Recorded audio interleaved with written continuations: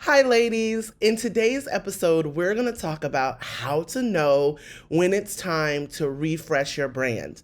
Not to be confused with when it's time to actually do a rebrand, which takes a little bit more time and energy and some other things. But when is it time to refresh your brand? So I have a couple tips for you. And if when I say this, you're like, yes, Joy, that's me, or yes, I resonate with that, I relate to that, then it is definitely time for you to take a moment and refresh your brand. So, one of the things on how to know when it's time is you really feel like your brand isn't as elevated as you would like it to be. So that means that it may look a little outdated. The colors may not be fitting anymore of where you were and where you are now, or just overall, your look is a little bit dated.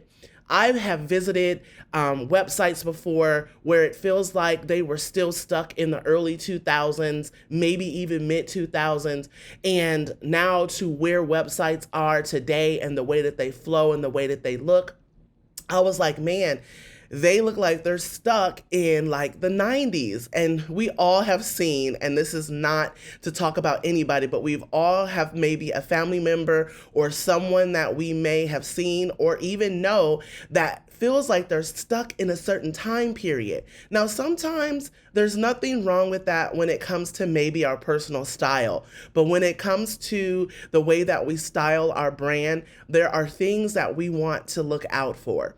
So if you feel like your brand needs a little bit more elevation from where it is and it has a little bit of a dated look, then it is time for you to refresh your brand. Now, if you're unsure if your brand has a dated look, ask someone, how does this look to you? What does this feel like to you? And take the feedback, and hopefully that will help you progress and propel and do more amazing things with your brand. Now, the second thing, which there are, I feel like several, but I wanted to pull out the two that I think would definitely resonate with you more, is that you rush to get your brand done. That means maybe you did it yourself. Now, I'm not knocking you because I have done things in the past on my own, and sometimes I did it because I had no one else to do it, or my budget didn't allow for me to actually have somebody else do it, and that's okay. But you are an amazing, amazing business owner, and now it's time to actually elevate what you're doing in the marketplace. So maybe you did it yourself. Maybe you paid $50 for something. Maybe the budget was super low. Now, I'm not knocking you if your budget was a little bit on the lean side, because that's okay. But you say to yourself, you know what? When I started my business, whether it was a year, maybe 3 years, maybe 5 years ago, I started with what I could. Now I really can afford to invest a little bit more into my branding. Here's a little secret.